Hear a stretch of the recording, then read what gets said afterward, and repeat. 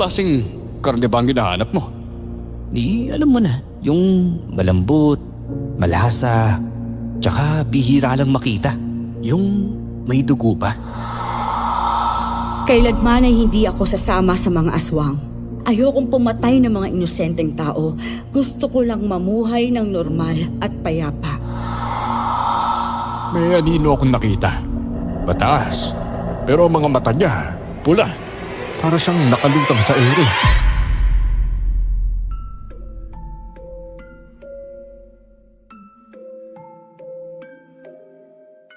Sa buhay ng tao, may nawawala, meron ding dumarating. Ganyan ang nangyari sa karinderya ko nang makahanap ako ng bagong tagaluto. Ang pagkain ay madaling maubos, lalo na kapag masarap ito. Madaling makahatak sa mga mamimili. Minsan, naisip ko kung sa galing ba ng tagaluto yon o maswerte lang talaga ang negosyo ko. Lalo na at nag-iisa lang ang karenderya sa lugar namin. Kaya lang sa tingin ko, maswerte ang pagdating ng bagong tagaluto ko. Para mas lubos ninyong maunawaan ang aking kwento, ako si Tessa at ito ang aking kwento.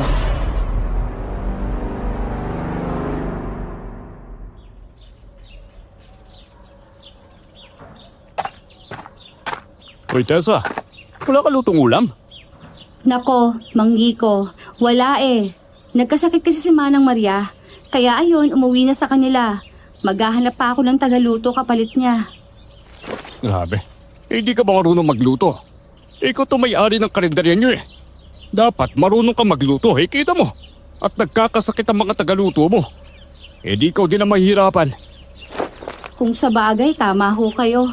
Kung sana ay namana ko ang galing ng mga magulang ko sa pagluluto di sana, hindi na sana ako nahihirapan pa ng ganito. Mang Nico, baka naman po may mairekomenda kang tao na marunong magluto. Sabihan mo naman po ako. Tessa, kung ako sa'yo, magpaskil ka na lang sa labas ng tindahan mo ng karatolang may sulat na wanted tagaluto. Malay mo naman, may magawi dito at gusto mag-apply. Ang hanip ng ideya mo, Mang Nico Salamat mo ha. Magpapaskil na ho ako ngayon mismo. Wala yun. Suki mo ako saka, sayang naman kung isasara mo tong karinderya mo. Ang dami pa naman bumibili dito. Lalo na yung mga malalayo mga kainan dito. Hayaan nyo, Mang Nico. Kapag nakahanap ako ng bagong tagaluto dito sa karinderya ko, magpapaturo ho talaga akong magluto para hindi na ako mahirapan. Asahan ko yan, Tessa. Matitikman na rin namin ang luto mo. Ikaw po ang unang makakaalam at makakatikim ng luto ko kapag marunong na ako. O siya, maghahanap na muna ako ng makakainan at mamamasada pa ako Mag-ingat ho kayo ha. O ikaw rin, Iha ha. Sana nga makahanap ka ng bago mong tagaluto. Magdilang anghel ho sana kayo, Mang Nico.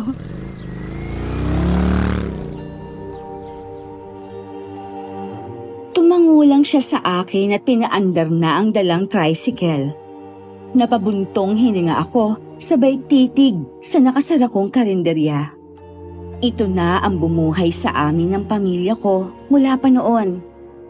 Nang mamatay ang mga magulang ko, ay ipinamana sa akin ang kainan. Wala naman akong talento sa pagluluto, kaya kumuha ako ng tagaluto ko. Tama nga ang kasabihan na walang nagtatagal sa mundo. Pumasok na ako sa loob ng kainan at kumuha ng pentel pen at karton ng sigarilyo. Sinulat ko doon na naghahanap ako ng tagaluto. Nang makita yung ayos na yon, ay ipinaskil ko na ito sa labas ng karenderya. Ilang sandali pa ay pumasok ulit ako para maglinis ng buong kabahayan dahil wala naman akong gagawin. Kinahapunan, sunod-sunod na katok ang narinig ko sa labas, kaya dali-dali kong binuksan ang pintuan at nakita ko ang isang ginang kasama ang batang babae.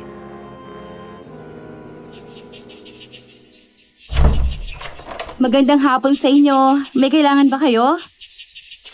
Gusto ko ho sanang itanong kung totoo po ba yung nakapaskil rito na naghahanap kayo ng tagaluto. Ah, opo, totoo po yan. Hay nako, maraming salamat naman po, Diyos ko. Ay, sa wakas may nag-a-apply na. Sige po, pasok po kayo dito sa loob. Tanggap na po ba ang nanay ko? Kung magaling talagang magluto ang nanay mo, syempre, tanggap na siya agad. Pumasok ang mag-ina sa loob ng karinderya. Medyo may kadiliman sa loob dahil sa kurtinang nakatakip sa bintana. Amoy sunog na sinaing ang naamoy ko, kaya agad akong nagpunta sa kusina para patayin ang kalan. Bumalik ako sa sala at pinaupo ang dalawa. Maupo po kayo. Ako nga po pala si Tessa, ang may-ari po nitong kainan. Abay, masaya akong makilala ka, ma'am. Ako naman si Vina at ito naman ang anak kong si Sarah. Galing kami sa malayong baryo at napadpad kami dito. Nakita ko ang pinaskil mong karatula sa labas kaya nagbabaka sakali akong matanggap bilang tagaluto mo. Ay nako, ang swerte ko talaga. Malilibre ko bukas ng isang kainan si Mang Nico dahil sa ideya niya. Tanggap na ho kayo, Aling Vina. Ate, bakit po ang dilim dito? May nakatira bang aswang sa kusina nyo? Ho? Naku, wala po Walang aswang po dito. Sigurado ho kayo? Baka naman may nakatagong malaking palayok sa likod na may laman loob ng tao? Sarah? Ano ka ba, Sarah? Wala akong ganyang luto dito, oy. Hindi nga ako marunong magluto At saka, nakakatakot naman yung sinasabi mo. Tama na yan, anak. Hindi lahat ng lugar may aswang. Paano po kung may multo? May naririnig ho ba kayong kumakalos ko sa likod tuwing gabi, Ate Tessa? Minsan, parang may humihilik sa likod kahit wala namang natutulog doon. Pero, dala lang yun ng hangin o mga pusang dala, kaya... Baka dating luto nyo yon. Baka may galit sa inyo. Katulad ng kalderetang kambing. Di nagalit ang kambing sa'yo. Sarah, wala namang ganon. Alam mo, nakakatakot na yung pinagsasabi mo. Nagbibiro lang po ako, ate. Sarah, tumigil ka na. Naku, pasensya ka na ha. Masyado lang talaga madaldal ang anak ko at kung ano-ano ang sinasabi. Naku, ayos lang. Nakakaaliw rin naman siya kahit kinikilabutan ako.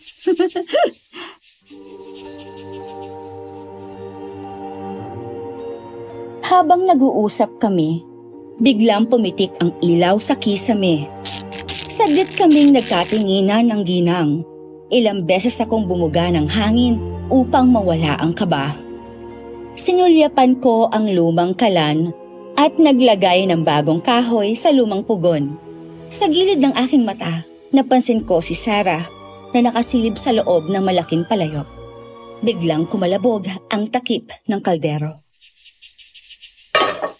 Ay, ano yan? Pasensya na ho, natabig ko lang.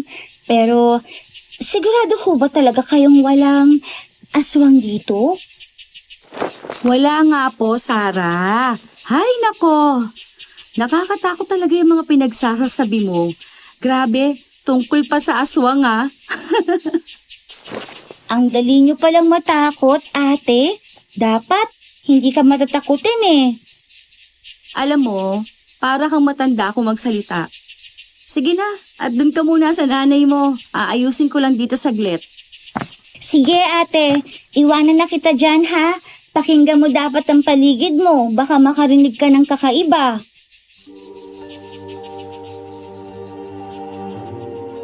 Nang matapos ang ginagawa ko ay bumalik ako sa sala at umupo kaharap ni Aling Vina at kinausap siya. Pasensya na ho kayo, Aling Vina. May ginawa lang ako sandali sa kusina. Ayos lang yun. May hihilingin sana ako sa'yo, ma'am. Ano ho yun? Sabihin niyo lang, huwag ho kayo mahiya. Wala kasi kaming matutuluyan ng anak ko eh. Pwede bang dito na rin kami tumira? Dito na po tayo titira, Nay. Hindi na tayo palipat-lipat ng tirahan. Huwag kang maingay, anak. Tiningnan ko ang paligid ng maliit kong karinderya. Sa likod ng kusina, may 3 silid na dating tinutuluyan ng aming pamilya. Pero matagal na akong mag-isa sa lugar na ito. Alam kong magiging mas masaya kung may kasama ako. Kahit pa, lagi akong tinatakot ni Sarah. Hay nako, wala pong problema, Aling Vina. May bakanting kwarto naman at pwede po kayong tumira rito. Pero, Yes! May kwarto na kami! Yay! may pero, Sarah. Huwag mo akong tatakutin sa gabi, ha? Maliwanag ba? Sige po, ate. Pero paano kung may kumatok ng 10 oras ng gabi? Bubuksan niyo po ba? Ha? Anong klaseng tanong yan? Wala namang kakatok sa... Sino yon?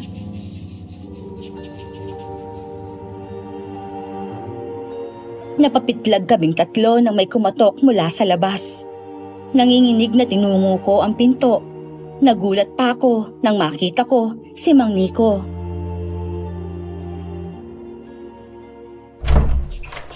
Diyos ko po! Oh, Tessa, bakit ka sumisigaw dyan? May nangyari ba? Mang Nico! Kayo po pala. Ha? Wala naman po. Akala ko kasi multo kayo eh. Multo? Kailan pa ako naging multo? Nako, pasensya na ho. Nagulat lang talaga ako. Si Sarah kasi tinatakot ako. Sarah, may nakuha ka ng tagaluto? Ay nako, opo. Ang galing ng ideya mo, Mang Nico. Kaya bukas, libre ang pagkain mo dito.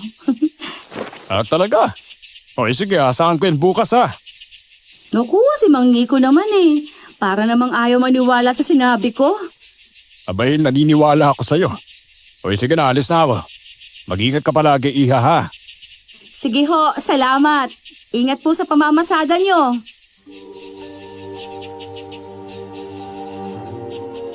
Pumasok ulit ako sa loob ng kainan.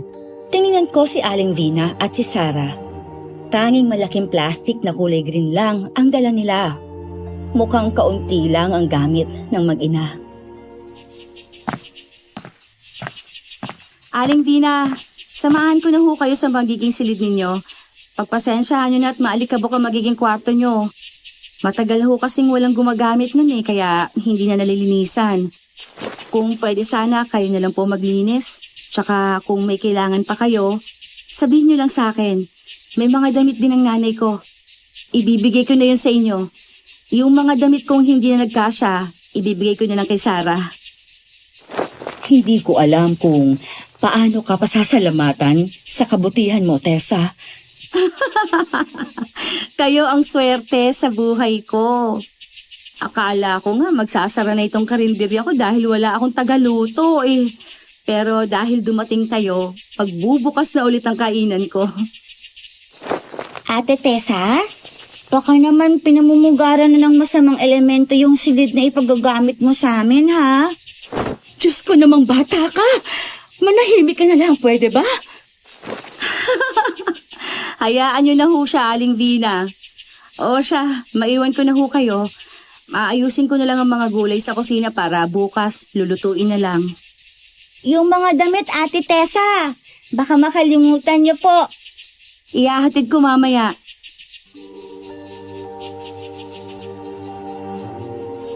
Noong araw na yon ay naging magaan ang pakiramdam ko. Lalo na sa mag-ina, kahit na nga ba palaging nananakot si Sarah. Hinayaan ko na lang siya. 3:00 pa lang ng madaling araw ay gising na kami para maghanda ng lulutuin namin sa araw na yon.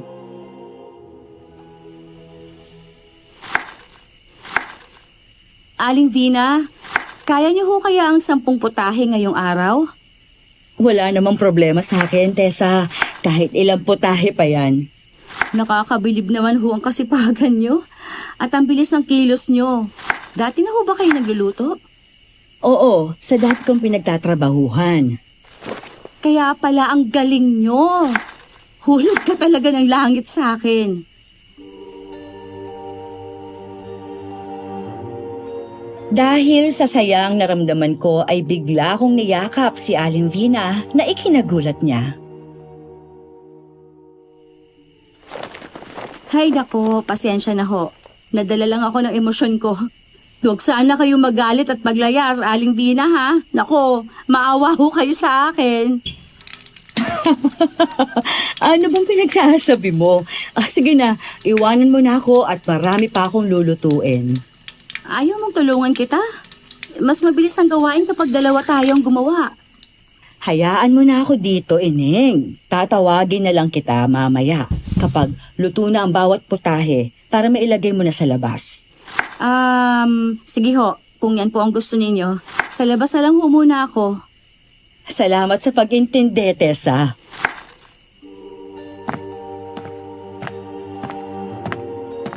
Naguguluhan man ay hindi na ako nagprotesta pa. Inayos ko na lang ang mga lalagyan ng ulam. Makalipas ang ilang oras, ay isa-isa ko nang inilapag ang mga putahe sa pahabang kahoy. Isa-isa na nga ang pumasok ang mga customer namin.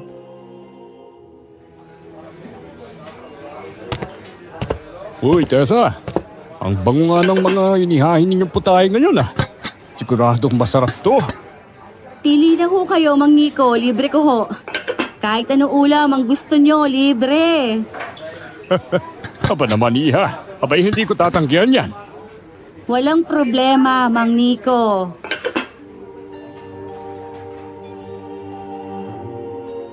Mabilis ang galaw ko sa pagbibigay ng order ni Mang Nico.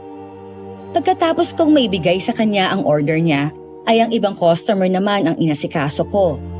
Ang haba ng pila sa karinderya namin. Ang 10 putahe ay nadagdagan pa ng ilang klaseng ulam. Lahat ng customer namin ay iisa ang sinasabi. Kakaiba raw ang sarap at lasa ng aming ulam ngayon. Masarap at kakaiba. Uy, Tessa. Pwede bang ipakilala mo ako sa bago mong tagaluto? Baka kasi single pa eh. Bala ko sanang ligawan. Aagawan nyo pa talaga ako ng tagaluto, Mang Nico, ha? Nako, kumain na lang po kayo sa karinderya ko araw-araw para matikman nyo ang luto niya. Abay, hindi ko naman siya matitikman. Hoy, Mang Nico! Diyos ko naman kayo! Mamasada na lang ho kayo at marami nang gustong sumakayo. Ay, naku, hindi na mo mabiro ang batang gina eh. O siya, mababasada na ako ha. Salamat sa libre mo ha. Walang anuman. Tsaka ngayon lang ho yan. Wala nang bukas. Kung kakain ka, magbabayad ka na. Bay, ayos lang na magbayad ako. Basta may pakilala mo ako sa bagong tagaluto mo. Hay nako, Mang Nico. Umalis na lang ho kayo. Ang kulit nyo talaga.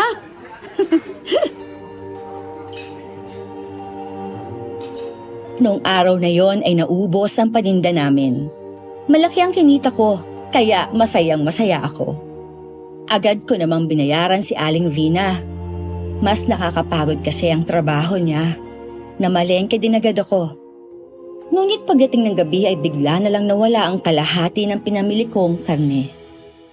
Wala namang asong gala sa lugar namin at hindi naman yon mabubuksan ang refrigerator. Kaya naman tinanong ko si Aling Vina tungkol sa nawawalang karne.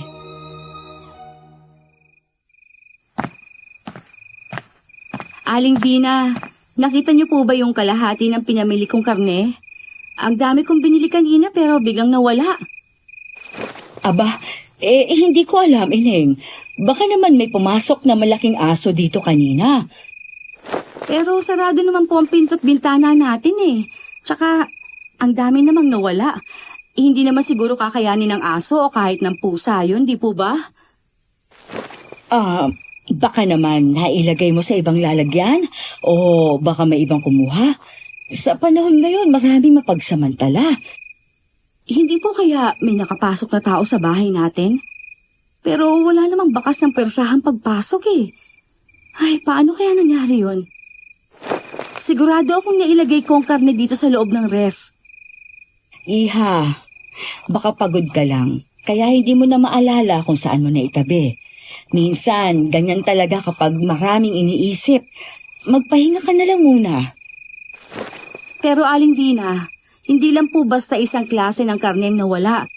Halos limasin na ang manok, kambing at baka.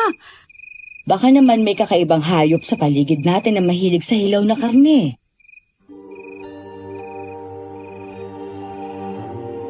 Napaisip ako sa sinabi ni Aling Vina. Sino ba ang kakain ng hilaw na karne? Hindi kaya totoo ang sinabi ni Sarah na may aswang? Napapansin ko rin ang kakaibang kilos ni Aling Vina. Kaya mula noon, hindi na ako nagpakakampante. Pinagmamasdan kong palagi ang kilos niya. Ni minsan, hindi ko ito nakitang kumakain, maging si Sarah. Maaga akong nakakatulog kaya hindi ko na rin napapansin kung kumakain ba sila o hindi. Araw ng linggo, hindi kami nagbukas ng karinderya. Nakita ko sina Aling Vina at Sarah na tila ang naglalaro, kaya agad ko silang nilapitan. Aling Vina, kumain na ho ba kayo? Oo, kakatapos lang namin kumain. Oo nga ate, ang sarap-sarap ng karne. Lalo na at may... Sarah? Anong karne? Ang ibig niya sabihin ay dinugo ang manok. Nagluto kasi ako eh. Gusto mo bang kumain? Ha? Huwag na ho. Aling Vina, ayos lang ho ba kayo dito sa bahay? Napapansin ko kasing matagal kayong matulog at palagi pa kayong nakatingala sa buwan. Huwag mo akong alalahanin, Tessa. Ayos lang naman ako. Mabuti naman ho kung ganon. Magpahinga ho muna tayo ngayon at bukas na ulit tayo magbubukas. Sige, Neng. Salamat.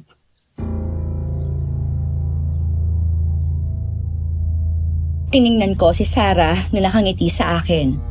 Nakita kong may parang tuyong dugo sa gilid ng kanyang labi. Bigla akong binundol ng kaba.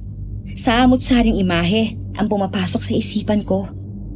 Kaya hanggang sa pagsapit ng gabi ay hindi ako makatulog. Nakarinig ako ng ingay sa may kusina kaya agad akong bumangon at tiningnan kung may tao ron. Kinakabahan akong sumilip mula sa gilid ng pinto. Mahinang liwanag lang mula sa buwan ang nagbibigay liwanag sa madilim na kusina. Doon ko nakita sina Aling Vina at Sarah nakayuko. May nginangat-ngat na kung anong hilaw na karne. May tumutulo pang dugo sa bibig ni Sarah.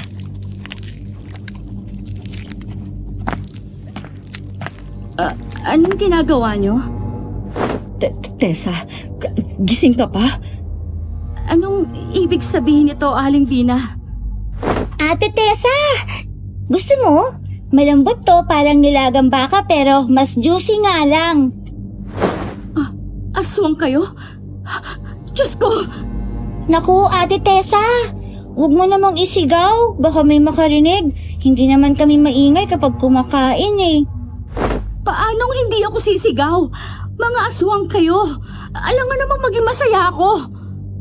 Pasensya ka na, Iha, kung hindi ko agad sinabi sa'yo. Noon pa man, iba na kami dahil isa kaming aswang. Pero hindi naman namin yun ginusto. Pero kung aswang kayo, ibig sabihin nananakit kayo ng tao. Grabe ka, Ate Tessa. Hindi naman kami mamamating tao ha. Organic lang kami. Ang kinakain namin, hilaw na karne at dugo ng hayop. Para maging malusog kami, ganon. Pero sana Ate Tessa, Huwag niyo namang ipagsabi ang nalalaman mo tungkol sa amin. Baka kuyugin kami ng mga tao eh. Katulad na nangyari noon sa amin ni nanay. Ang dahilan ng pagkamatay ng tatay ko. Bakit? Ano bang nangyari noon? Noon, nang malaman ng mga taga-baryo na aswang kami, sinunog nila ang bahay namin. Kinatakutan kami ng lahat. Hindi kami binigyan ng pagkakataon na ipaliwanag ang sarili namin. Tatakas na sana kami nang bigla kaming harangan. Kaya naman, isinakripisyo ng asawa ko ang sarili niya para makatakas kami at dito na nga kami napadpad. Diyos ko, grabe naman ang sinapit niyo sa kamay ng mga tao. Nagkaroon ng katahimikan. Tanging tunog ng kuliglig sa labas ang maririnig. Ilang beses akong napalunok. Ramdam ko ang bigat ng nararamdaman ni Aling Vina. Hindi kami pumapatay ng tao, Tessa.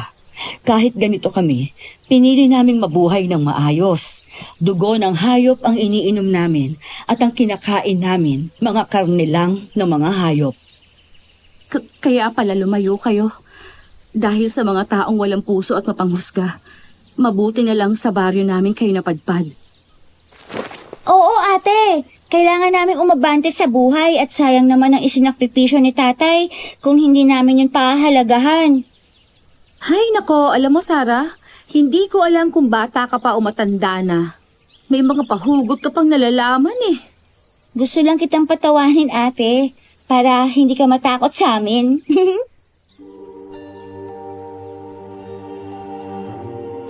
Hindi ko napigilang mapaatras, pero ramdam ko sa aking puso na totoong sinasabi ng mag-ina. Hindi sila masama. Hindi sila tulad ng kinatatakutan kong mga aswang.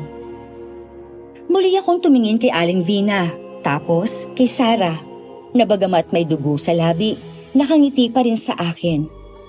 Sa kabila ng takot, may kung anong kirot sa puso ko. Ang hirap mabuhay ng may tinatagong sikreto at kinatatakutan ng lahat. Hindi ko alam kung anong mararamdaman ko, pero hindi ko ipagsasabi ang sikreto ninyo. Aba, mabait ka talaga ate Tessa. Pero teka, gusto mo ba talagang subukan tong karne? Hindi naman ito tao eh, promise. Anak, tigilan mo yan. Sa'yo na lang yan, Sarah. Hindi naman ako aswang para kumain ng hilaw na karne. Iha, humihingi ako ng dispensa sa ginawa namin ng anak ko. Ang pagnanakaw ng karne sa ref mo. Hayaan nyo na. Ang sahod mo ay ibibili ko na lang ng karne para sa inyo. Gusto nyo ba? Ate, baka pwedeng bilhan mo rin kami ng dugo ng hayop, ate. Ew! Yan ang hindi ko gagawin. Malakas na tumawa si Sarah habang si Nanay Vina ay napangiti ng bahagya. Sa gabing yon, bagamat may kaba pa rin sa puso ko, alam kong hindi dapat katakutan ng mag-inang Vina at Sarah, kundi dapat kong unawain ang sitwasyon nila. Kinabukasan ay maaga kaming nagbukas ng karinderya. Katulad ng dati, pinipilahan pa rin kami ng mga customer. Ang isa sa sikat na putaheng niluluto ni Aling Vina ay ang dinuguang manok. Pulang-pula kasi ang likido at malambot pa ang karne. Nakita ko si Mang Nico na papasok sa aming kainan. Magandang tanghali, Mang Nico. Anong order nyo? Yung katulad pa rin ng dati. At saka may bago akong kasama ha. Naging kasama ko dati sa trabaho. At saka gusto daw din kumain ng dinuguang manok ninyo. Naku, wala pong problema. Ihahanda ko lang ang order nyo. O sige, tigdilimang kanin kami ha. Lakas kumain ah. Ang sarap kasi ng ulam ninyo dito eh. Hindi ko magawang mag-diet kapag ganito kasarap ang ulam.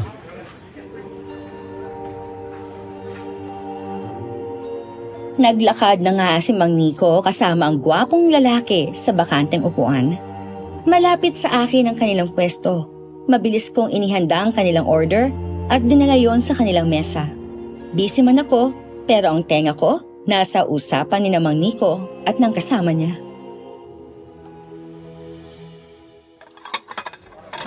Ba? Mang Nico ah. Matagal na tayo hindi nagkikita. Mukhang batang-bata ka pa rin ah. Ay nako, Paulo. Ikaw nga tong hindi tumatanda eh. At saka malakas ka pa. Anong hangin ang nagdala sa'yo rito? Gusto ko sanang makatikim ng masarap na karni. Yung sabi nila, kakaiba raw ang mga karni dito. Totoo ba yun? Ba siyempre naman. Pero teka, anong klaseng karne ba ang hinahanap mo? Marami akong alam dito. Alam mo na, yung malambot, malasa, tsaka bihira lang makita. Yung may dugo pa. Ano karne kaya ang pinag-uusapan nila? Baka ba o kaya kambing? Ay, siyempre, ano pa ba? Di yung paborito nating kainin. Lalo na't buhay pa ito kapag kakatayin. Hindi kaya karne ng tao ang gusto nila? Oy, Tessa, huwag kang kabahan ha. Hindi kami kumakain ng karne ng tao, no?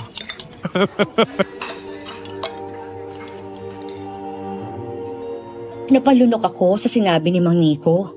Hindi ko maipaliwanag pero may bumabagabag sa akin. Para bang may hindi dapat akong marinig o baka naman may hindi dapat akong maintindihan? Sinipat ko si Paulo. Ang paraan ng kanyang pagsasalita, ang kumpiyansa sa bawat kibot ng kanyang labi. Masasabi kong guwapo siya. Dumaan ang ilang minuto. Nagpatuloy ang usapan nila Paulo at Mang Nico. Tila may lihim silang pinag-uusapan dahil biglang humina ang boses nila at hindi ko na maintindihan pa ang sinasabi nila. Ako naman ay patuloy nang nakikiramdam. Naghihintay kung may kakaibang matutuklasan sa dalawa. Ngunit natapos na silang kumain ay wala na akong narinig sa kanila. Hanggang sa muli na naman silang nagsalita. Pabulong pero naririnig ko. Alam mo bang, hindi lang basta kwento ang mga nawawalang tao sa baryo. Alam ko, Paulo. Pero hindi tayo dapat nagsasalita ng ganito dito. Baka may makarinig sa atin eh. Uy, bakit naman? Natatakot ka bang may makarinig? Hindi. Hindi ako natatakot para sa sarili ko. Mas natatakot ako sa kung ano ang maaari nilang gawin sa atin eh.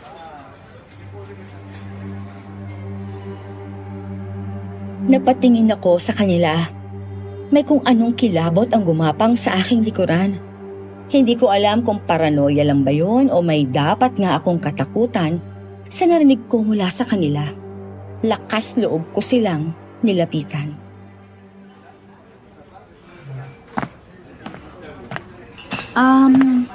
Ano ba yung pinag-uusapan niyo, Mang Nico? Tsaka baka gusto mong ipakilala ako sa poging kasama mo. Hoy! Gusto mo ba tong kaibigan ko, Tessa? Huwag kang mag-alala. Ilalakad kita sa kanya. Ay sus! Ikaw talaga, Mang Nico. Hindi ka nga marunong manligaw eh. Ilalakad mo pa ako. Nakakatawa ka pala, Binibini. Hayaan mong ipakilala ko sarili ko. Ako nga pala si Paulo. Tessa ang pangalan ko. Anong pinag-uusapan niyo kanina? Ang seryoso ah. Gusto mo bang malaman ang pinag-uusapan namin, Tessa? Basta hindi nakakatakot ang pinag-uusapan ninyo. Ayos lang. Minsan. Ang takot kasi hindi lang dapat sa kwento, kundi sa realidad din. Natahimik ako sa sinabi ni Mang Nico dahil parang may laman ang kanyang sinabi. Pero hindi ko alam kung ano. Nang may pumasok na customer ay nagpaalam na ako sa dalawa. Makalipas ang ilang gabi na puno ng takot ang baryo. Isang sunod-sunod na pagkawala ng mga tao ang gumimbal sa lahat. Tuwing umaga, may matatagpo ang bangkay sa masukal na bahagi ng gubat. Punong-puno ng hiwa, parang pinagsasakmal ng isang mabangis na hayop. Ang iba ay wala ng laman loob ang katawan. Tila kinain ng kung anong halimaw. Samantalang madalas kong mahuli si Paulo na nakatitig kay Aling Vina. Para bang sinusuri niya ito. Gustong malaman kung ano ang tinatago ng ginang. Hindi rin nakaligtas dito ang kakaibang ikinikilos ni Paulo. Huwag mong pagkatiwalaan si Paulo, Tessa. Ho? Bakit naman po? Isa rin siyang tulad ko. At nararamdaman kong maghahasik siya ng lagim dito sa baryo natin. Anong ibig ninyong sabihin, Aling Vina? Alam mo na ang sagot, Tessa. Hindi lang kami ni Sarah ang gumagalang aswang dito sa baryo. Pero bakit siya nandito? Anong kailangan niya? Tsaka, paano mo nalaman na aswang nga sila? Siguro may masama siyang binabalak at hindi ko hahayaang gumawa siya ng krimen dito sa baryo. Ang aswang ay laging naaamoy ang kapwa niya aswang. Si Mang Nico ba ay isang aswang? Hindi ako sigurado. Hindi ko naaamoy ang aswang sa kanya. Aling Vina, ano kung gagawin natin? Baka atakihin nila tayo at kainin ako ng buhay. Huminahon ka, Tessa. Alam kong nag-aalala ka pero huwag kang kabahan. Kasama mo kami ni Sarah. Poprotektahan ka namin kahit na ano ang mangyari. Tumango ako kay Aling Vina. Pero tumayo ang mga balahibo ko sa isiping kakainin ako ng aswang at matutulad sa mga naging biktima nila. Kung isa ring aswang si Paulo, siya kaya ang pumapatay ng tao dito sa baryo? O may iba pang aswang ang pumapatay? Isang gabi, hindi ako makatulog kaya naman lumabas ako ng aking kwarto at nagpunta sa kusina para uminom ng tubig. Nang marinig ko ang boses ni Aling Vina. Lumapit ako sa may pinto at nakinig sa usapan.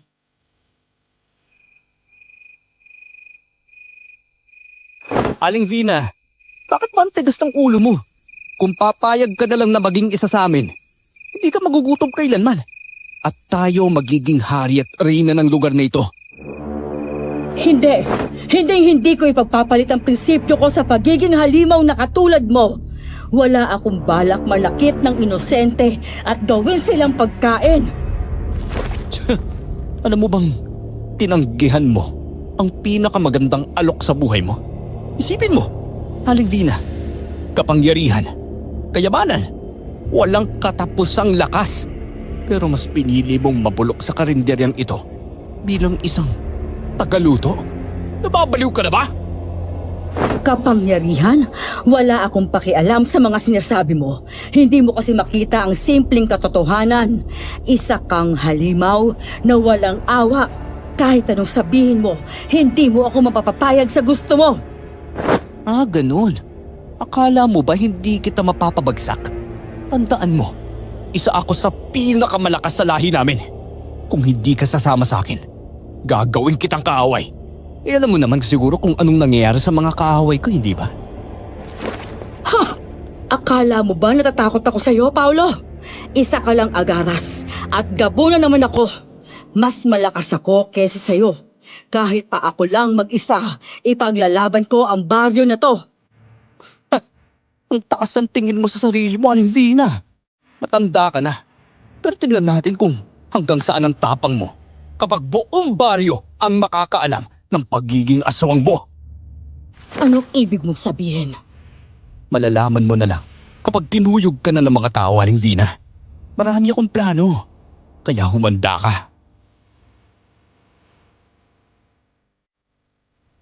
Napasinghap ako. Halos hindi ako makahinga sa kaba. Totoo nga ang aking hinala. Si Paulo ang aswang na pumapatay ng tao sa baryo. At ngayon, may mas madilim pa siyang balak. Gagamitin niya si Aling Vina bilang panangga upang maituro sa kanya ang mga krimeng gagawin nito. Napahawak ako sa aking dibdib. Pinipigilan ang mabilis na pagtibok ng aking puso. Hindi ako pwedeng manahimik na lang. Kailangan kong tulungan si Aling Vina sa kahit na anong paraan.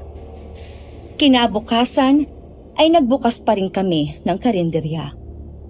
Katulad ng nakaraang araw, marami pa rin pumipila sa kainan namin. Pumasok si Paulo at umorder.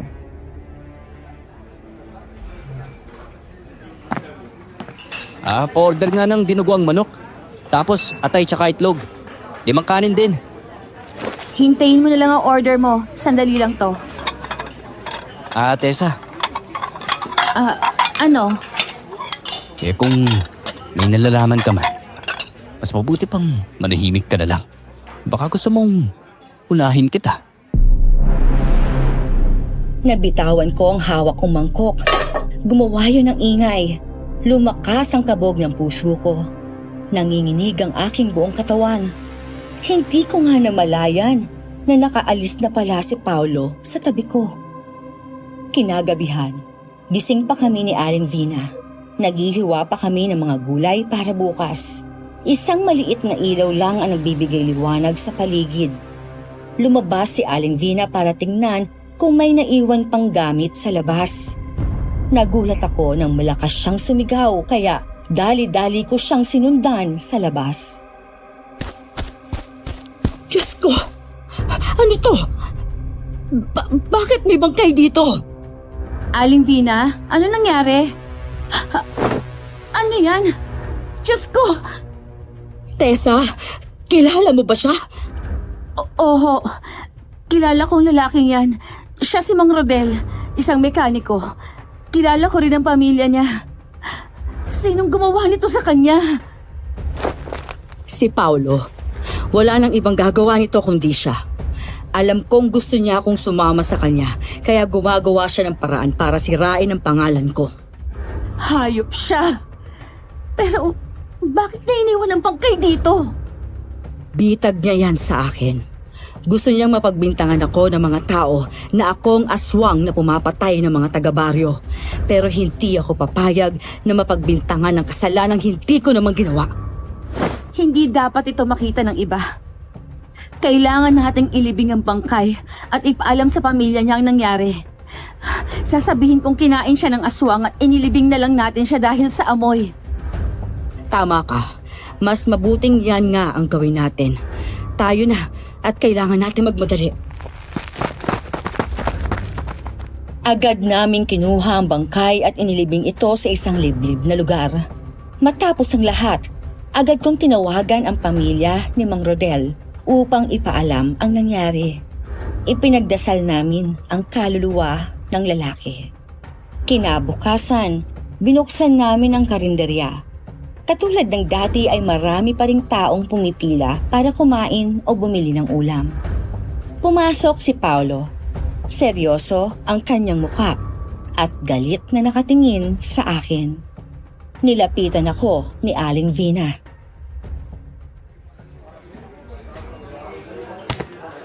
Magandang umaga, Aling Vina. Tessa, Anong kailangan mo, Paulo?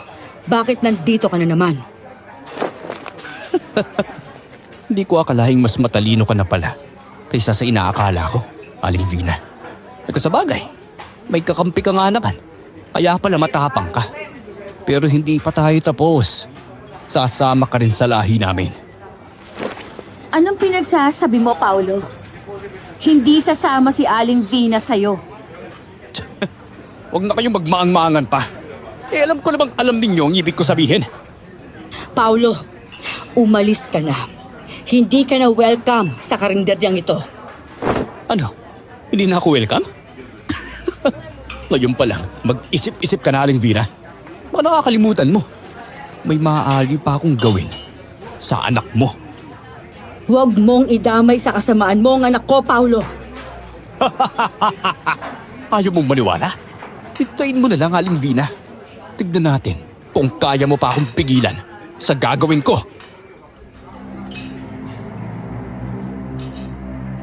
Nagbabantang lumabas si Paulo at iniwan kaming may kaba sa dibdib. Nagkatinginan kami ni Aling Vina, parehong kinakabahan sa maaaring mangyari. Pagsapit ng gabi, tahimik ang paligid.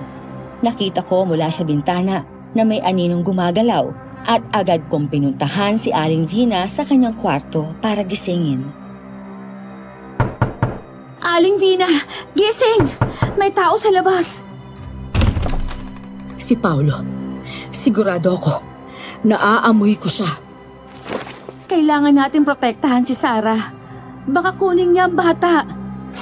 Huwag ka mag-alala dahil poprotektahan ko si Sarah kahit na anong mangyari. Kukunin ko ang itak sa kwarto ko. Kailangan nating ipagtanggol ang sarili natin. Kinuha ko ang itak at bumalik sa kwarto nila Aling Vina at Sarah. Biglang bumukas ang pinto at doon tumambad si Paulo. Hindi siya nakaanyong aswang pero may dalang patalim. Huli na kayo, Aling Vina. Kaya pag-isipan mo mabuti ang sinabi ko sa'yo bago pa may gawin akong masama sa anak mo at saka kay Tessa. Huwag mong gagalawin ang anak ko at si Tessa! Paulo, tigilan mo na si Aling Vina. Hayaan mo na siya mamuhay bilang isang tao. Hindi mo alam kung gaano kaimportante ang tulad ni Aling Vina sa lahi namin. Lalo na't isa siyang gabunan. Kailangan namin ang lakas niya! Bigla akong sinugod ni Paulo ngunit nagawa kong iwasan ang atake niya. Mabilis ang naging galaw ko. Itinulak ko siya at nahulog siya sa sahig.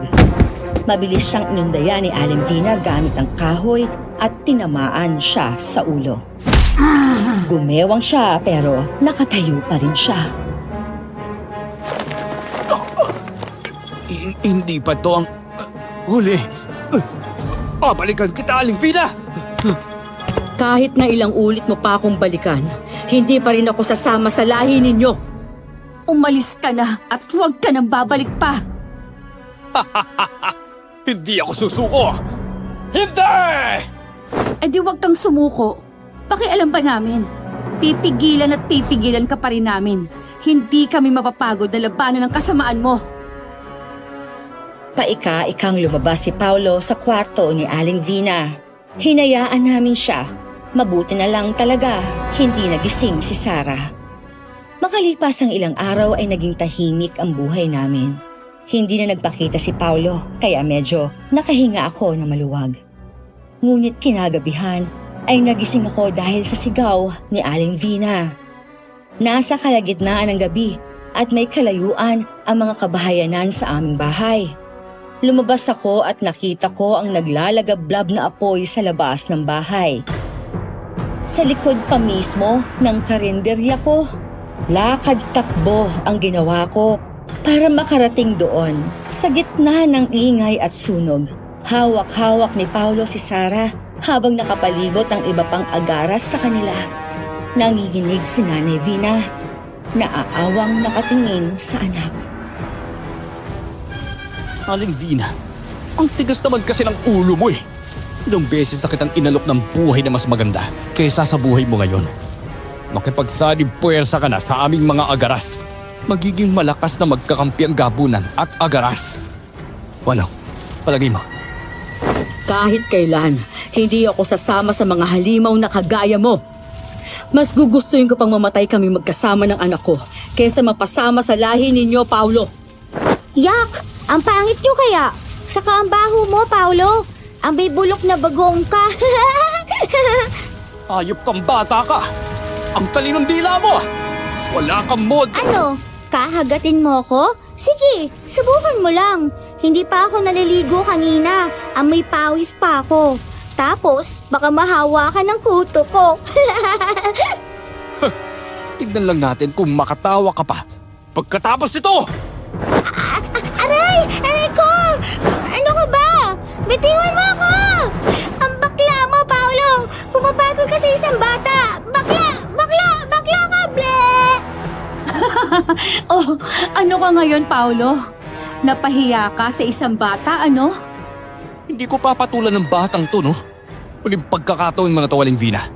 Sumama ka sa amin o papanoorin mong pahirapan namin ang anak mo. Mamili ka na sa dalawa. Huwag niyong idamay ang anak ko dito. Nagmamakaawa ako sa inyo. Kahit na lumuhod pa ako sa harapan ninyo, ibalik niyo lang ang anak ko. Ha! Hindi namin kailangan na luhuran mo kami.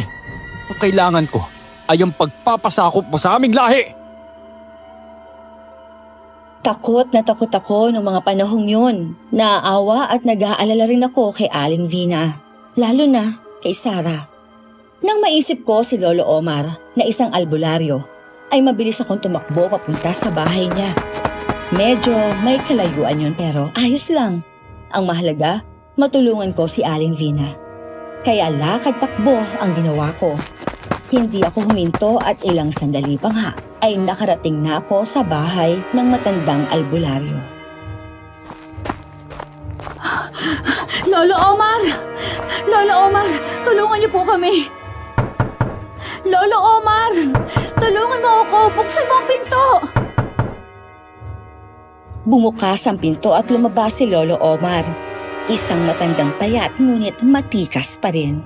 May suot siyang lumang kamiseta at isang pulang panyo sa leeg. Bakit ha? Anong nangyayari? Parang hinahabol ka ng asa sa itsura mong yan Si Aling Vina po, kailangan niya po ng tulong. Ang anak niya, pilit na kinukuha ng aswang. Gusto nilang isama si Aling Vina para maging masamang aswang. Kaya pala nararamdaman ko ang presensya ng aswang. Nasa malapit lang pala sila. Bilisan niyo ho, Lolo Omar. Kailangan nila ng tulong mo. Huminga ng malalim si Lolo Omar at pumasok sandali sa bahay bago lumabas ulit. May dala siyang maliit na bote ng langis at isang lumang baston. Mabilis kaming naglakad pabalik sa bahay namin.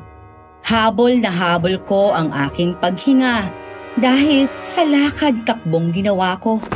Samantalang si Lolo Omar ay tila hindi man lang napapagod kahit pa matanda na. Pagkarating namin sa bahay, nakita naming nakaluhod si Aling Vina sa harapan ni Paulo. Nakikiusap siyang pakawalan ang kanyang anak. Paulo, tama na. Ibalik mo na sa akin si Sarah. Huwag mong idamay ang bata. Hindi! Hindi mo siya makukuha kung hindi ka sasama sa akin. Aswang ka, hindi ka tao. Kaya sumama ka sa akin. Maghasik tayo ng lagim. At walang makakatalo sa ating mga aswang. Lolo, anong gagawin natin? Tessa, hawakan mo itong bote ng langis. Kapag sinabi kong ipatak mo agad. Huwag kang magdadalawang isip, naintindihan mo? Opo, Lolo. Gagawin ko ang lahat para matulungan si Aling Vina at mailigtas si Sarah. Eto na, lalapitan ko si Vina para basbasan siya. Nilapitan nga ni Lolo Omar si Aling Vina at binasbasan ito gamit ng mahiwagang langis. Hindi ito gumalaw hanggang sa natapos ang pagbabasbas ng albularyo. Wala kayong magagawa! Marami kaming aswang. Kaya wala kayong laban sa amin! Paulo, hindi mo naiintindihan. Gusto ko lang na magbagong buhay. Marami pa namang aswang ang pwede ninyong isama. Hindi ba? Huwag ako! Nananalantay sa dugo mo ang dugo ng pinunong gabunan. Kaya kailangan ka namin. Mas malakas ka kaysa sa ibang gabunan. Kahit patayin mo pa ako, hindi ako sasama sa'yo. Hindi ako sasanib sa kasamaan ninyo. Eh kung ayaw mong sumama, pipilitin na lang kita. Ano? Gusto mo bang ipakita ko sa'yo kung paano ko saktan ang anak mo? Aray! Nanay! Tulungan mo po ako! Nay! Diyos ko! Anak! Sarah! Lolo, ano pang hinihintay natin? Tulungan na natin sila. Huwag kang maingay, Tessa. Gumagawa ako ng paraan. Kailangan ko lang ng tamang pagkakataon. Tama na, Satsat! Papatayin ko ang batang to kapag hindi ka pa nagdesisyon. Huwag, Paulo! Huwag mong gawin yan! Maawa ka! Nay! Nay! Ngayon na, Tessa! Agad kong pinataka ng langis ang paligid. Hindi ako napansin ni Paulo sa ginawa ko. Habang si Lolo Omar ay inangat ang lumang baston at bumigkas ng panalangin. Napangiwi si Paulo nang maramdaman niyang uminit ang hangin sa paligid niya. Nagsimula siyang manginig habang pinipilit niyang magbagong anyo mula sa pagiging tao, naging aswang siya. Ngunit bumalik ulit siya sa pagiging tao dahil sa langis. Samantala, si Aling Vina ay lumapit sa anak niyang si Sarah at mahigpit itong niyakap.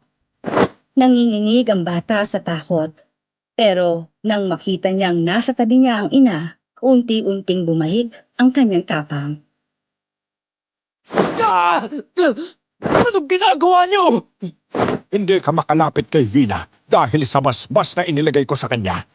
Kaya hindi mo na siya kayang hawakan, Paulo. Walang kwenta yung basbas mo. Isa kang matatamba ka luma. Pero epektibo, no? Para kang nababad sa mainit na sikat ng araw nang wala sa oras. Hindi! Nagsimulang lumiyab ang balat ni Paulo. Pilit niyang nilalabanan ang init pero hindi niya kaya ang sagradong basbas ni Lolo Omar. Napasigaw siya habang ang kanyang balat ay unti-unti nang naging abo. Kasabay niyang nawala sa kadiliman ang iba pang mga aswang na kasama niya. Wala nang natira kundi usok at abo sa lupa. Si Aling Vina naman ay napaluhod sa harap ni Lolo Omar habang hawak-hawak ang kanyang anak.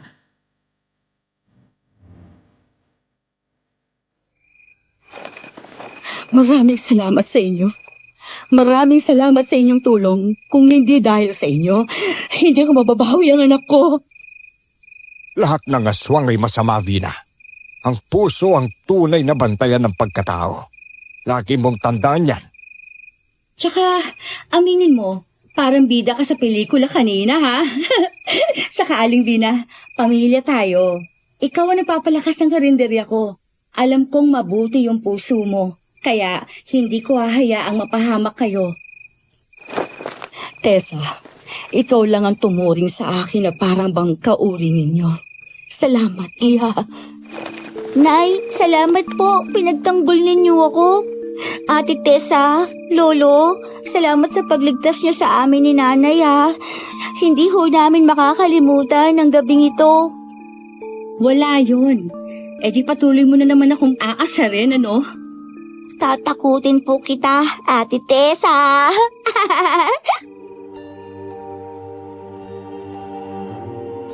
Nagtawanan kaming lahat habang unti-unting sumisikat ang araw. Isang bagong simula ang naghihintay para sa amin.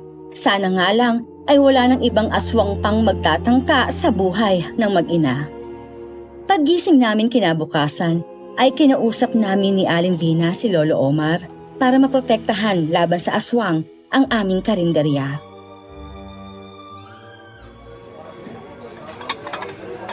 Lolo Omar, kumain po kayo. Libre ko po. Aba, ay, hindi ko tatanggihan yan, Iha.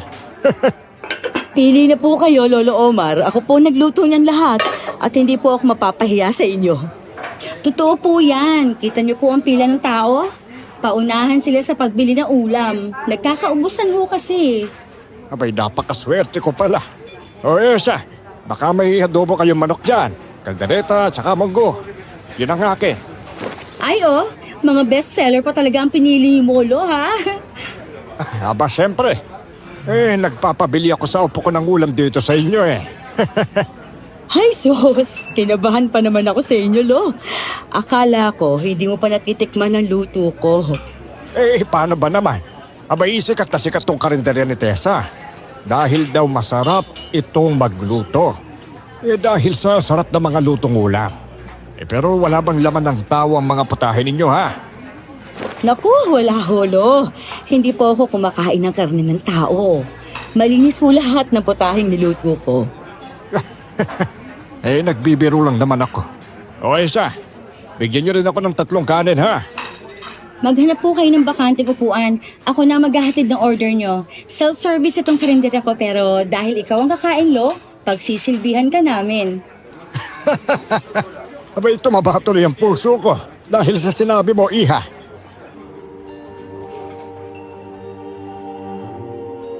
Nginitian ko lang siya. Umupo si Lolo Omar sa isang bakanting silya malapit sa bintana. Ilang sandali pa ibinigay ko na ang order niya. Bumalik agad ako sa trabaho ko. Maraming customer, kaya halos hindi kami makaupo ni Aling Vina. Kasama naman namin si Sarah habang kausap si Lolo Omar. Kinukulit niya ang matandang albularyo.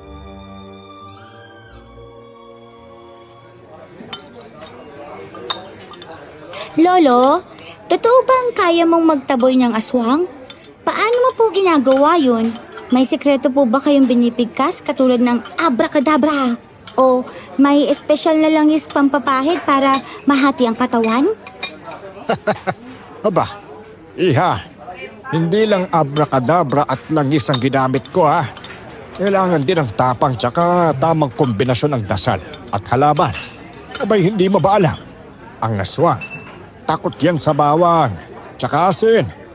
At sa mga taong mas tsismosa pa sa kanila. Aba, diligtas kami ni Tessa. Wala nang lalapit na aswang dito sa karinderya namin. Kasi mas chismosa pa kaming dalawa sa kanila. Oo nga. Pero teka, Lolo Omar, paano kung hindi takot sa chismis ang aswang? Ay, anong gagawin mo? Pwede, papakitaan ko lang mas nakakatakot. Ang presyo ng bilihin ngayon. Kahit aswang, tatakbo sa mahal ng bigas eh. Ay, Lolo, baka naman joke lang yan ha. Tsaka matatakot pala ako sa inyo kasi isa akong aswang. May nakalaban ka ba bukod sa aswang na nakalaban mo nung iniligtas mo ko, Lolo? Babasbasan na lang kita para hindi ka na matakot sa langis. At saka, bukod doon may mga nakalaban din akong mas malakas na aswang.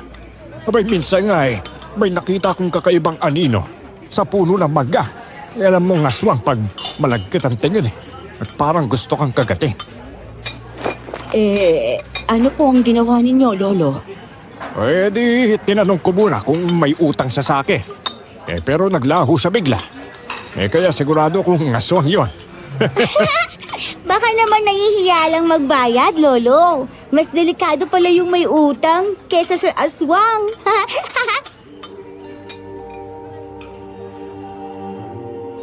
Nagkakatawanan kaming lahat habang tuloy ang aming kwentuhan. Si Sarah, hindi pa rin tinatantanan si Lolo Omar sa katatanong tungkol sa mga aswang at kung paano ang tamang pagtataboy sa kanila. Maging kami ni Nanay Vina ay aliw na aliw sa kanilang usapan. Habang abala si Sarah sa pakikipag-usap, dumaan naman ang isang customer na napahinto sa usapan nila. Isang matandang lalaki na tila pamilyar kay Lolo Omar. Napatingin ito sa kanya at napailing at sinabing ang matandang albularyo pa rin ang hari ng kwentong barbero.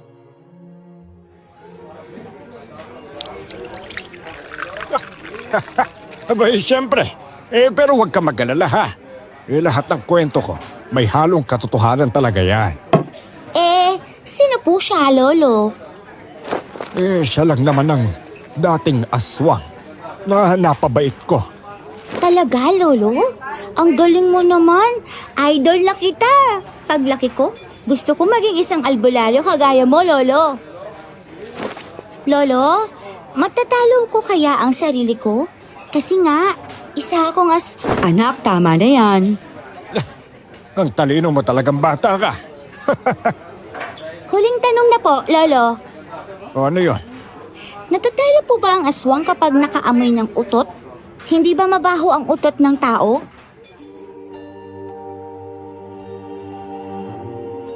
Hindi na nakasagot pa si Lolo Omar dahil hindi niya napigilan ng tumawa. Maging kami rin ni Aling Vina ay hindi rin napigilang matawa.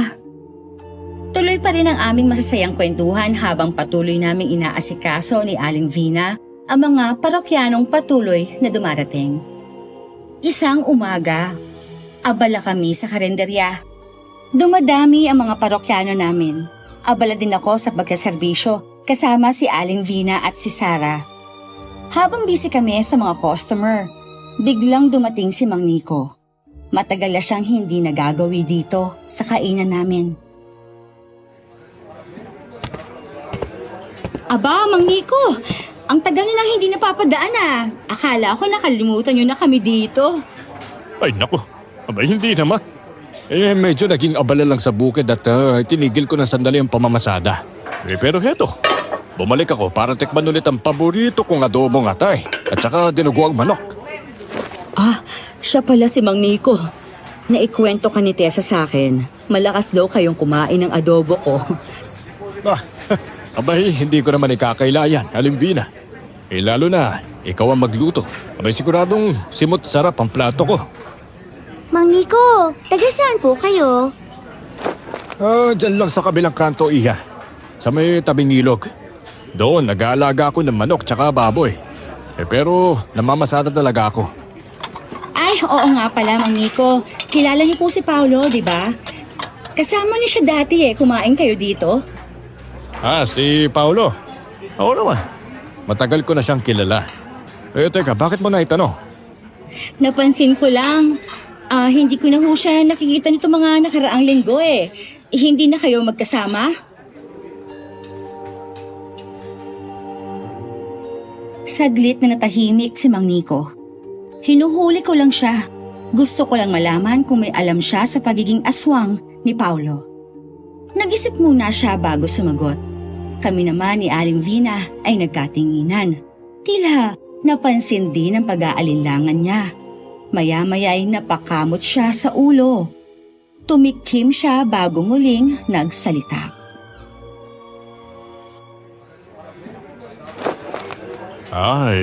Ewan ko. Hindi ko na rin kasi siya nakikita Yung ugali niya kasi, bigla na lang siyang nawawala tapos bigla rin sumusulpot. Aba, parang multo naman niyang si Paolo kung gano'n, Nico. Baka naman may sekreto yung si Paolo na hindi natin alam. Di ba? Mali natin. Baka naman aswang siya. Sarah!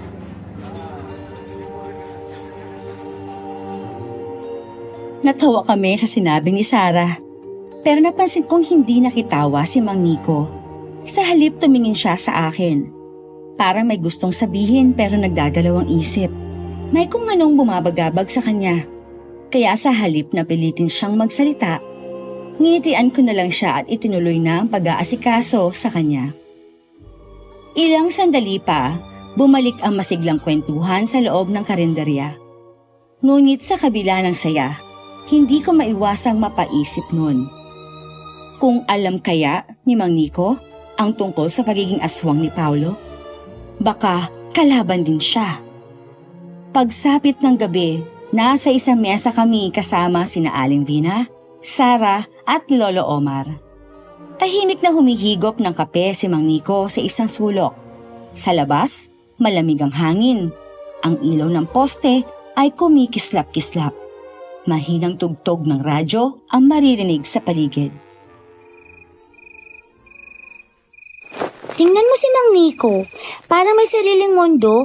Iniisip niya kaya ate kung paano maging isang aswang? Tapos, baka gusto niyang sumama sa masamang aswang katulad ni Paolo. Ano ka ba? Hindi to biruan, Sarah. Pero seryoso, parang may bumabagabag sa kanya Kayo na pa siya tahimik? Ay nako, hayaan niyo na lang siya. Pero alam ninyo, may kakaiba akong nararamdaman Ay, Lolo, wag naman ganyan.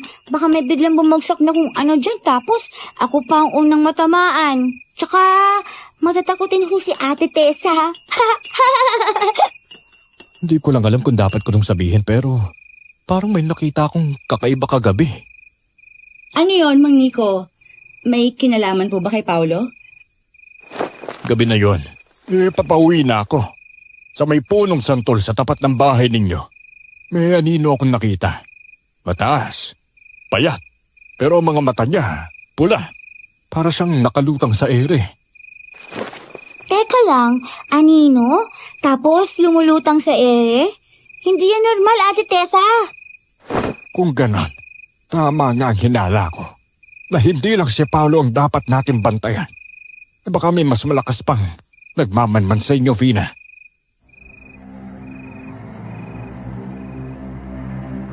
Biglang napaubo si Mang Nico.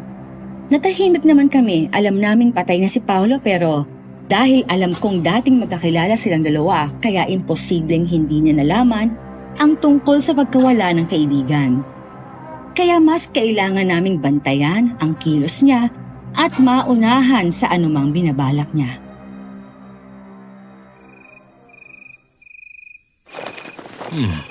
Ay siya nga pala, alis na ako. Inabutan na ako ng gabi rito eh. Abay, salamat sa masarap na hapunan ninyo ha. Walang anuman, ingat kayo sa pag-uwi. Salamat. O Vina, Mang Omar, muna na ako sa inyo ha.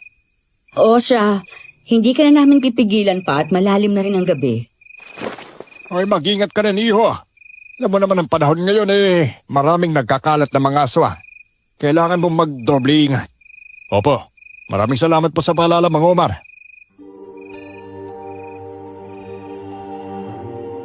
Umalis na nga si Mang Nico. Nang masigurado kong nakalayo na siya ay agad kong kinausap si Lolo Omar. Lolo, paano natin mapoprotektahan ang karinderya at bahay namin? Baka sigurin na naman kami ng mga ibang aswang na katulad ni Paolo. Natatakot ako may magtangka na naman sa buhay ni na Aling Vina at Sara eh. Alam ba kong ritual? Isang pananggalang na kayang itaboy ang mga nilalang na katulad ng aswang. Pero hindi ito ganun kasimpleng gawin. Kailangan natin ang dugo ng tandang, asin, at isang piraso ng damit ng aswang. Ha? Damit ng aswang? Saan naman tayo kukuha nun, Lolo? Magnanakaw tayo sa damit ng aswang? Paano kung ipakulong tayo? Sara, kahit kailan hindi ka nauubusan ng kalokohan, oo. Pero tama siya, Lolo. Paano natin makukuha ang damit ng aswang nang hindi nalalagay sa panganib ang buhay natin? Abay, bakit hindi natin gamitin ang damit mo, Vina? May basbas na kita. At gagawin ko rin yun kay Sara. Para hindi na kayo maapektuhan ng ritual na gagawin ko. Wala hong problema sa akin, Lolo. Gawin niyo ang tingin niyo ay mas tamang gawin para sa ikabubuti namin. Vina, ang trabaho ko ay tumulong sa kapwa, sa mga nangangailangan. Kahit ano pa siya, basta mabuti ang kanyang puso. Abay, tutulong at tutulong talaga ako. Maraming salamat, Lolo Omar, sa mga naging tulong mo sa amin ng anak ko. Hinding-hindi ho kita makakalimutan. Nagulat ako nang marinig ko ang tahol ng aso kaya napalingon ako sa labas ng bintana. May anino akong nakita. Mabilis na dumaan sa poste ng ilaw. Ilang sandali pa ay nawala rin agad. Nakaramdam ako ng takot pero isiniwalang bahala ko yon. Sa bahay na rin natulog si Lolo Omar para sa gagawing ritual kinabukasan. Pagsapit ng umaga, mas marami pang pumapasok na customer sa aming kainan. Hindi na nga kami magkamayaw ni Aling Vina sa pag-aasikaso. Nagluluto siya at kapag tapos na siya, ay tutulong siya sa akin para asikasuhin ang mga bumibili. Nang sumapit na ang gabi, ay isinagawa na nga ni Lolo Omar ang ritual. Una niyang binasbasan si Sara gamit ang langis. Pagkatapos ay isinagawa naman niya ang ritual para proteksyonan ang aming karinderya at bahay laban sa mga aswang. O sige, ihanda niyo ang asin at ang dugo ng tandang. Kailangan nating bumuo ng bilog sa paligid ng bahay gamit ang asin. Ang dugo naman, ipapahid sa mga pinto at bintana. Lolo, sigurado po ba kayo nagagana to? Baka naman lalo sila magalit sa atin. Basta huwag kang matakot, Iha. Ang ritual na ito ay matagal nang ginagamit ng ating mga ninuno para panlaban sa mga masasamang nilalang na katulad nito. Lalo na sa mga aswa. Lolo, paano naman yung piraso na damit ko? Abayo, mahalaga yun. Kapag itinapon natin ito sa apoy, kasabay ng orasyon, masusunog ang koneksyon ng aswang sa bahay na ito. Mabuti naman kung gano'n. Sana matapos ng lahat ng ito, Diyos ko.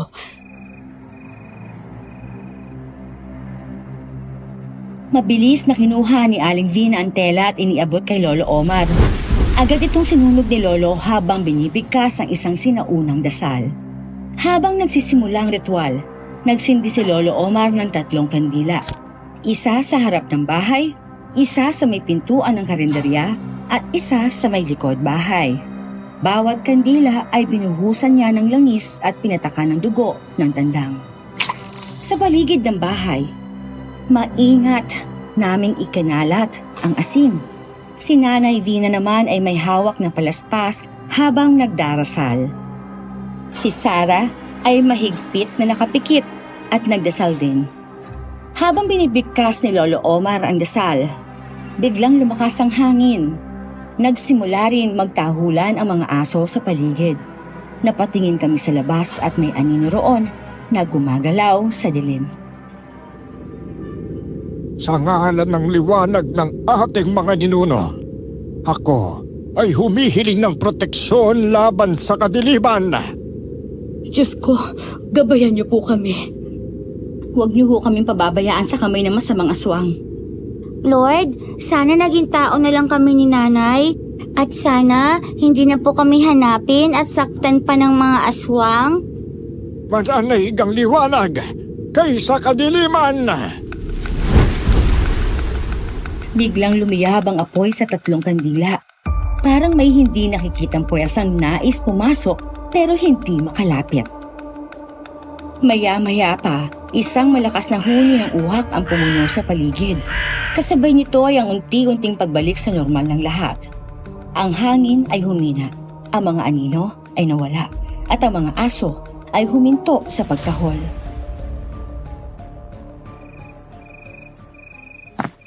Sa wakas, natapos ko na ang ritual.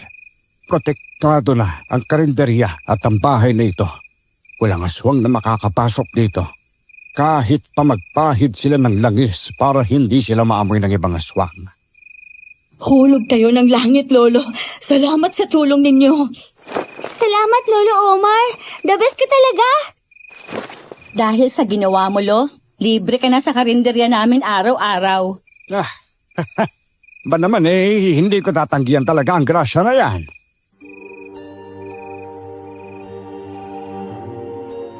Nagyakap kami sa isa't isa. Natapos na ang orasyon, mapapanatag na rin kami sa wakas.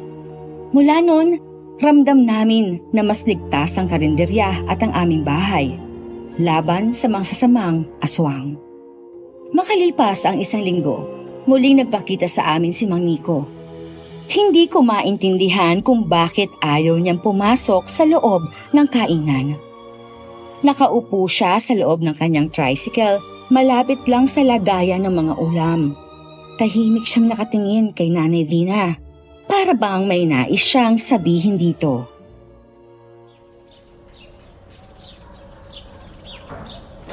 Uy, Tessa, pwede ba akong mag-order ng adobo? Dito na lang ako kakain sa tricycle ko. Bakit hindi ka pa pumasok dito sa loob, Mang Nico? Mas komportable kung kumain dito. Wag na. Nagmamadali kasi ako . Pasuyo na lang sana, pwede ba? O siya, sige. Sandali lang po at ihahanda ko ang order nyo. Tessa, ako na lang ang maghahatid kay Nico ng order niya. Pero Aling Vina, masama ang pakiramdam ko sa pagdating niya. Ibig sabihin, isa siyang aswang. Dahil hindi siya makapasok dito sa loob ng kainan. Huwag ho kayong lumabas. Huwag mo akong alalahanin, Ineng. Alam ko ang ginagawa ko. Gusto ko na kasing matapos ang gulo nito. Kaya hayaan mo na ako. Hay naku, ang tigas ng ulo ninyo. Ay, pero sige na nga, alam ko namang kaya mo si Mang Nico kung sasaktan ka man niya.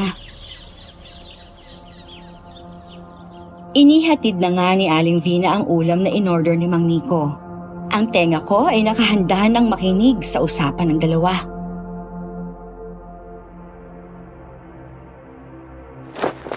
Vina, parang masarap pa rin talaga ang luto mo . Kagaya ng dati. Wala ka talagang kupas. Ang galing mo talaga. Salamat, Nico. Bakit hindi ka pumasok sa loob? Ay naku, wag na. May gusto lang naman akong ialok sa'yo. Yun kung gusto mo. Nagkatinginan kami ni Aling Vina. May kakaiba sa tono ni Mang Nico. Bumuntong hininga ang ginang bago binalingan ulit ang Ginoo. Anong ibig mong sabihin, Nico? Anong alok yan? Meron kasing isang kaharian na nangangailangan ng isang mahusay na tagaluto. At ikaw ang napili namin para maging tagaluto doon. Ano? Gusto mo ba? Anong klaseng kaharian ang sinasabi mo? At saka wala akong balak na umalis dito sa karinderya ni Tessa. Masaya na ako rito. Ba? Ang bilis mo naman magdesisyon, Vina. Alam kong isa kang aswang. Sa lugar na yon, ang karne ay hindi basta-basta. Lulutuin mo ito sa paraang walang makakaalam kung ano ang karneng niluluto mo. At tiyak ako na magugustuhan ng lahat. Biglang nanghina si Aling Vina. Alam niyang tinutukoy ni Mang Nico. Karne ng tao ang ibig niyang sabihin. Gusto ko sanang lumabas pero inilingan ako ni Aling Vina. Hindi ko matatanggap ang alok mo. Kailan ba titigil ang kasamaan ninyo, ha, Nico? Hindi kami titigil sa ginagawa namin, Vina. Sayang naman. Makala ko'y tatanggapin mo ang alok ko. Tatanungin kita, gusto mo bang maging tahimik na buhay mo? Oo, gusto ko ng tahimik na buhay. Kaya hayaan mo na kaming mamuhay kasamang mga tao. Kung ganon, may aalok ko sa'yo. Ano na namang alok yan? Baka patibong mo lang yan, Nico. Wala akong iniisip na ganyan. Pumunta ka bukas sa may gubat, alas 8 ng gabi. Papipirmahin kita sa isang kasunduan. Anong kasunduan ba yan? Ipaintindi mo nga. Ganito kasi yan. Kasunduan kasi yun na nagsasaad na hindi ka na magiging bahagi pa ng aswang at hindi ka na namin gagambalain pa. Yon ang kailangan ko. Tandaan mo, wag na wag kang magsasama na kahit sino. Maliwanag ba? Sige, pumapayag na ako sa gusto mo. Basta tumupad ka sa kasunduan natin. Maliwanag din ba? Tiningnan ko ang papalayong si Mang Nico. Pumasok naman sa loob ng kainan si Aling Vina. Narinig kong lahat ng usapan nila. Pinaupo ko siya at binigyan ng tubig.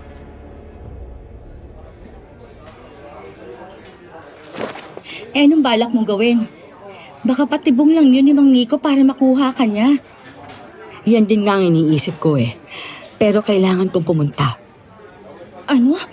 Hindi pwede. May plano ako. Sasama kayo sa akin ni Lolo Omar pero hindi kayo magpapakita kay Nico. Dapat sapat ang distansya ninyo sa akin. Kung may gawin siyang masama sa akin, agad niyo akong matutulungan.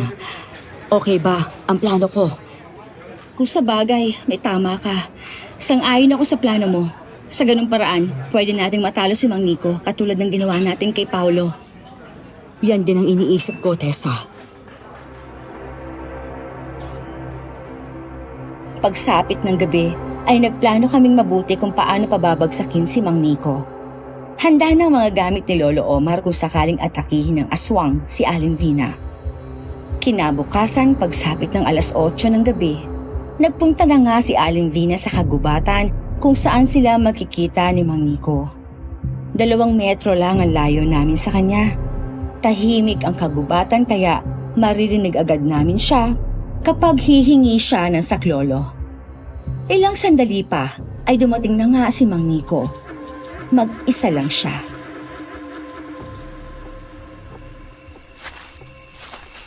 Vina! Mabuti naman at dumating ka. Nandito na ako para sa kasunduan natin, Nico. Kaya sana tumupad ka. Ang tapang mo na. Bakit? Hindi ka na ba nadala sa nangyari sa asawa mo? Pinatay siya ng mga tao. Kaya sumama ka sa amin at pagharian natin ang mga tao. Hinding-hindi ako sasama sa'yo o kahit na sinong aswang. Kaya ibigay mo ng kasunduan natin. Huwag mo kong pilitin, Vina. Alam kong hindi mo ako matatalo. Sumama ka na at hindi kita sasaktan. Hindi ako natatakot sa'yo, Nico. Napakasinungaling mo talaga. Ha! Ang tapang mo ngayon ha.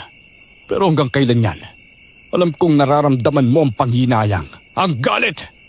At bakit mo ba ipinaglalaban ang mga taong pumatay sa asawa mo? Dahil may puso ako, hindi tulad mo. Hindi ako kasing sama mo. Sayang naman. Napakaganda mo pa naman, Vina. Magaling ka pa magluto. Kung sasama ka sa akin, edi wala na sana tayong problema ngayon. Alam kong hindi lang ang galing ko sa pagluluto ang gusto ninyo. Gusto ninyong gamitin ang pagiging gabunan ko para sa pansarili ninyong kapakanan. Ang talino mo talaga, Vina. Pero sasama ka sa akin. Sa ayaw at sa gusto mo! Handa akong labanan ka.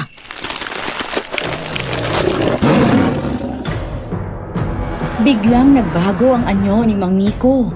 Lumaki ang kanyang katawan, tumigas ang kanyang balat na parang bakal, at lumabas ang mahabang kuko na tila mga patalim. Napaatras si Aling Vina, pero hindi niya pinahalatang takot siya. Sa isang iglap, sumugod si Mang Nico. Mabilis at mabangis, pero agad siyang sinalubong ni Nanay Vina ng bote ng langis na ibinigay ni Lolo Omar. Mabilis niyang binasag ito sa muka ng halimaw. Nagsimulang umusok at umalingasaw ang matapang na amoy ng langis. Napasigaw si Mang Nico. Hawak-hawak ang mukha niyang napuruhan. Nagpupumiglas sa sakit habang si Nanay Vina ay dali-daling umatras. Sa puntong iyon, lumabas na kami mula sa aming pinagtataguan. Hawak ni Lolo Omar ang kanyang lumang sibat na may matulis na dulo. Kasabay naming inihanda ang mga dalang patalim na binendisyonan niya. Ngayon na! Bago pa siya makabawi! Aling Vina, tutulungan ka namin! Hindi namin nahayaang saktan ka ng aswang na yan. Salamat sa inyo. Sugurin natin siya! Sumugod kami sa aswang. Si Aling Vina sa kanan, si Lolo Omar sa kaliwa, ako sa gitna. Humaginit ng suntok si nanay, ngunit nasalag ni Mang Nico. Pumihit siya, duguan ngunit matatag pa rin, sabay sinipa ni Lolo Omar. Napaatras ito pero agad bumawi. Hinablot ang braso ni Mang Nico at pinaikot. Umatake ako. Mabilis na tumadyak sa kanyang tadyang. Napangiwi siya ngunit hindi natinag. Maririnig ang bawat hampas gawa ng kanilang labanan. Bawat galaw ay mabilis, bawat paghinga ay mabigat. Alam kong hindi siya susuko, pero ganoon din kami. Muli kaming sumugod ng sabay. Tatapusin na namin ang laban. Muling hinagisan ni Aling Vina ng langis ang aswang. Babawi ako sa ginawa niya sa akin. Babalik ako at tatapusin ko kayong lahat. Kahit bumalik ka pa ng ilang beses, lalabanan ka pa rin namin. Hindi mo kami kakayanin. Yun ang akala ninyo.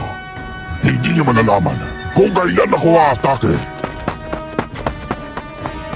Bagamat sugatan at mahina, nagawa pa rin niyang makatakbo papasok sa kakahuyan. Lumulundag sa pagitan ng mga puno hanggang sa tuluyan siyang naglaho sa kadiliman.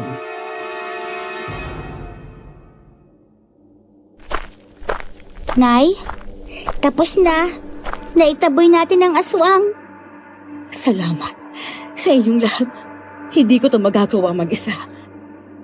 Ang tunay na tapanggiha ay hindi sa paghawak ng sandata, kung hindi sa pagpili ng tamang landas. Kahit na mahirap, pinili mong maging tao ang iyong puso. At yan ang tunay na tagumpay. Kailanman ay hindi ako sasama sa mga aswang.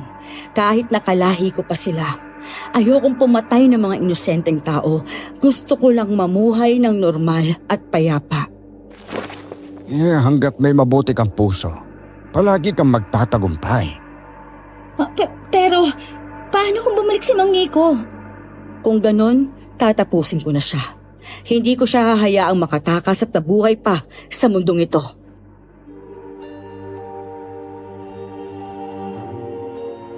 Niyakap ko si Aling Vina. Umuwi kami at hindi nagbukas ng karinderya kinabukasan. Gusto ko kasing magpahinga na muna si Aling Vina. Makalipas ang 2 araw ay kinausap niya ako. Gusto niyang magbukas ulit kami ng karinderya.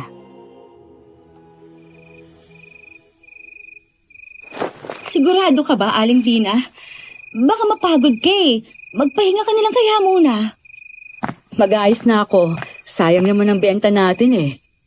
Ay nako, ang tigas talaga ng ulo mo. Hayaan muna natin ang kikitain natin. Ang mahalaga, ligtas ka. Walang malambot na ulo, Tessa ha. Kung meron man, ibang ulo naman yon. Aling Vina naman!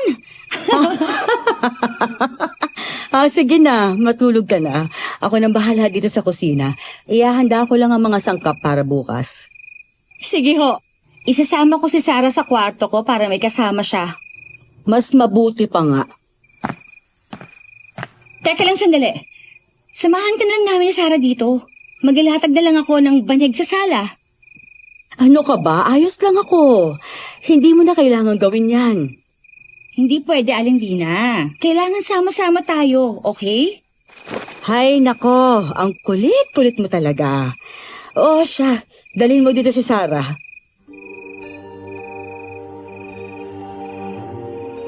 Mabilis ko ngang kinuha si Sarah sa kwarto at dinala sa sala. Dinala ko rin ang ilang unan at kumot. Mas mabuti yung sama-sama kaming 3. Habang nag-aayos si Nanay Vina ng mga lulutuin para sa pagbubukas ng karinderya bukas, isang malakas na katok ang umalingaw-ngaw sa labas ng bahay namin. Agad siyang nagtungo upang tingnan kung sino yon.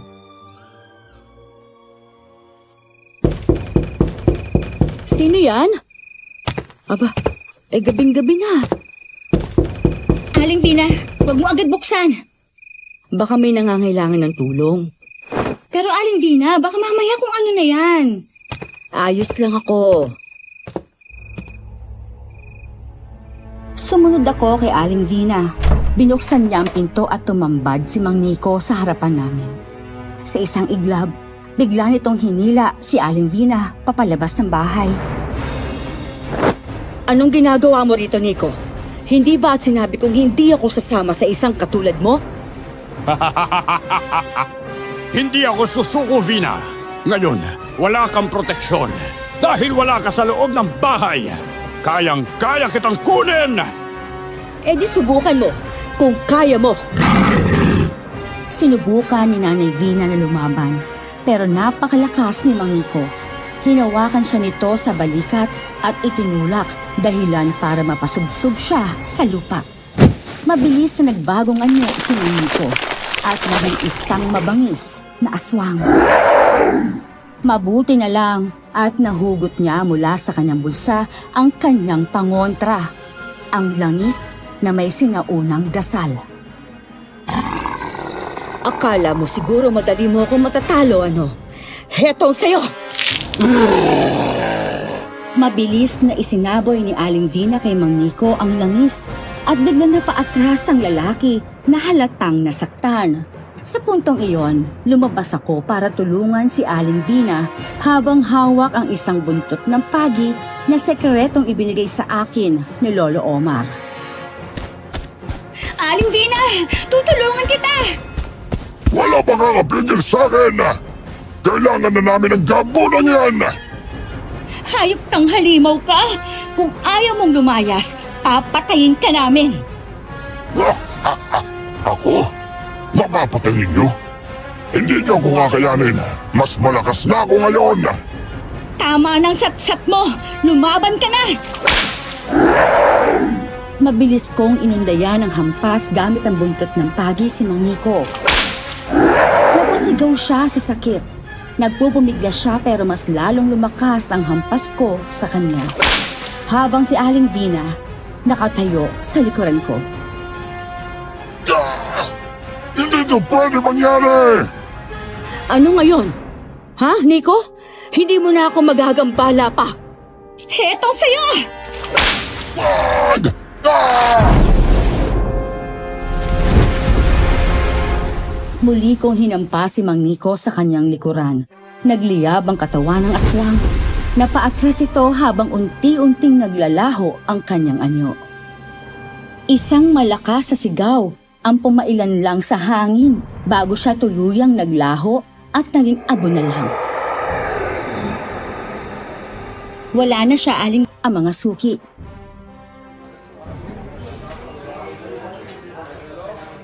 Oh, Nay, dagsana naman ang mga customer natin. Malaki na naman ang kita natin mamaya.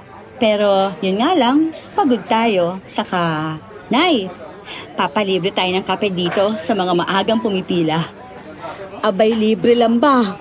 Pwede natin gawin yan. Sabihan mo mga customer natin, baka magsiliparan ng mga yan. Ay nako, sigurado akong kumakalat ang balita tungkol sa kalendaryang hindi pinapasok ng aswang eh. Pero kahit anong mangyari ha, dito lang ako kakain. Sigurado akong ligtas eh. Lolo, hindi naman talaga pumapasok ang aswang sa karinderya. Pinapapasok po natin sila. Ang kulit mo talaga, no? Nay, paano kung may manggulo na naman sa atin katulad ni Mang Nico? Abay, papakainin ko na lang siya ng adobo, imbis na kumain ng laman ng tao. Masarap ang luto ko, kahit aswang, matutukso. Kaya nga, gustong gusto akong kunin ang gagong Nico na yon. Dahil masarap akong magluto. Aba kung ganyan kasarap ang luto mo, baka pati tiyanak tsaka kapre maging suki na rin dito. Nako, Nay! Isama mo na sa menu ang dinuguang aswang para sigurado silang hindi na babalik. Natawa kaming lahat sa sinabi ni Sarah. Nanatili si Nanay Vina sa karinderya bilang tagaluto at may-ari na rin ng kainan, habang si Sarah ay lumaking malayo sa takot sa mga aswang. Tinuruan din siya ni Lolo Omar kung paano gamitin ang mga pangontra laban sa aswang. Nagpatuloy ang magandang samahan namin ni Nanay Vina at Lolo Omar, at ngayon nga ay para kaming isang pamilya. Sa paglipas ng panahon, lalo pang sumikat ang karinderya namin. Hindi lang dahil sa malasa at lutong bahay na pagkain, kundi dahil rin sa kakaibang siglang bumabalot dito. Isang proteksyong misteryoso. Isang sikreto na tanging kami ni Nanay Vina at Lolo Omar lamang ang nakakaalam. Maraming salamat sa pakikinig ninyo sa aking kwento. Muli, ako si Tessa, and more power po sa mga channel ninyo.